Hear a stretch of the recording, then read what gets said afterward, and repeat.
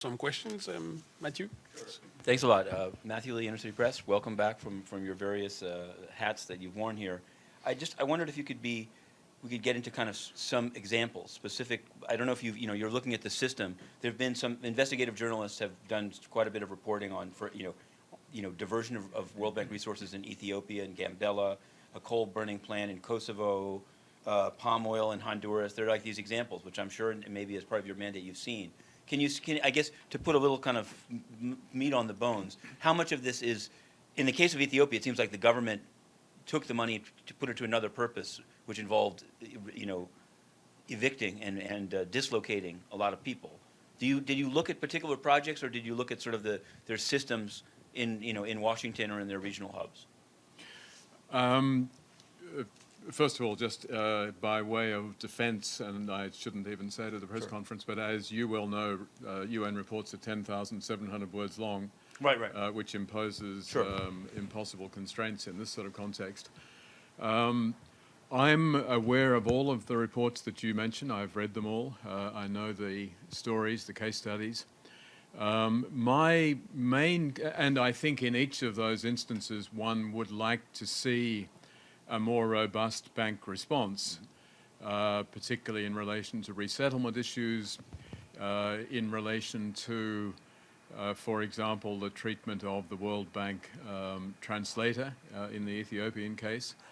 But my principal focus is not actually so much on those remedial cases where things have clearly gone very wrong, but on trying to persuade the bank to include human rights up front, to use a phrase that might have some meaning in the UN context, rights up front, meaning that you don't wait until a disaster has happened, until there are groups up in arms complaining.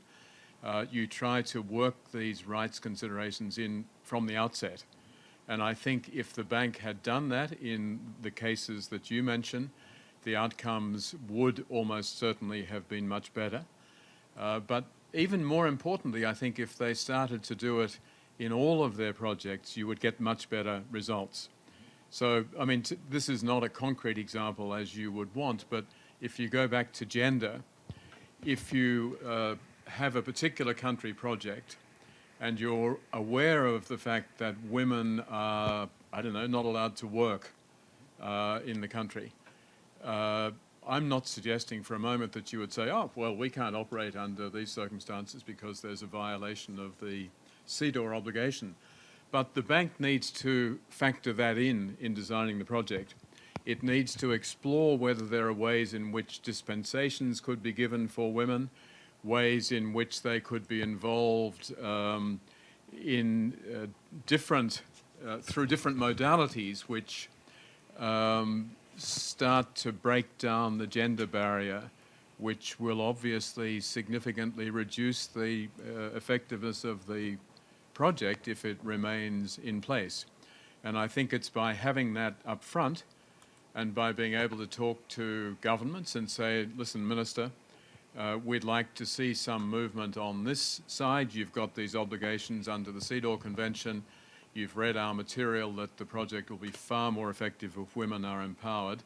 What initiatives could we include in this project that would help in that regard? We'll go for a second round of questions, Matthew, and then we'll go back. Yes. I wanted to ask about one kind of, I guess this goes between rapporteurs, is that there's been some concern about the right of whistleblowers at the World Bank to be protected against retaliation. And this seems to have come up in this Honduras palm oil / death squad case where they polled employees who felt that they were not able to come forward with evidence of wrongdoing.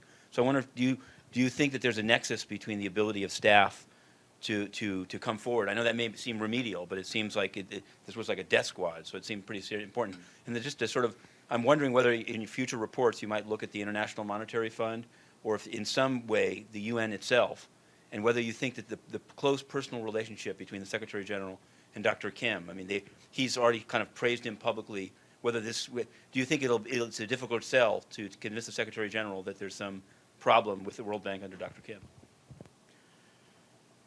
In terms of whistleblowers, I would have to say that I think it is symptomatic of the bank's failure to open up internal avenues for reporting on these sorts of issues.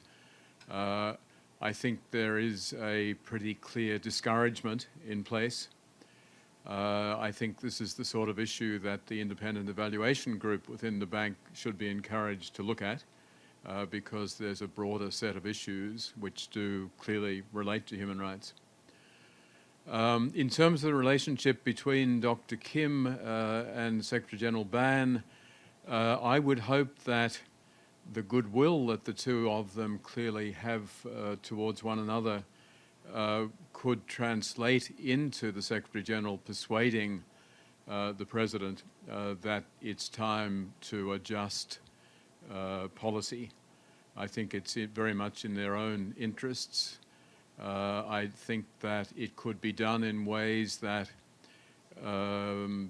assuage many of the fears that President Kim may well harbour about a human rights policy.